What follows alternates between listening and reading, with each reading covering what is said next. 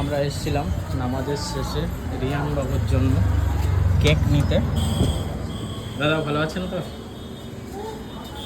প্রচুর আইটেম আছে তো। তো দেখি রিয়ান বাবু কী আইটেম নিতে চায়, বলো। রিয়ান বাবু পছন্দ করছে, দেখি পছন্দ হচ্ছে।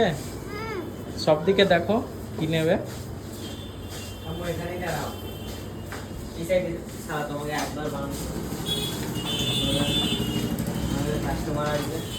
সাইডটা দেখো নি।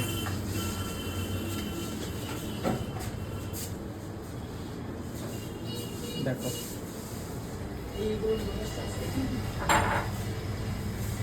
কোন ফ্লেভারটা নেবে? এখানে অনেক রকম আইটেম আছে, তুমি যেটা বলবে আজকে সেটাই নেব। তো এখান থেকে একটা প্যাটিস দেন।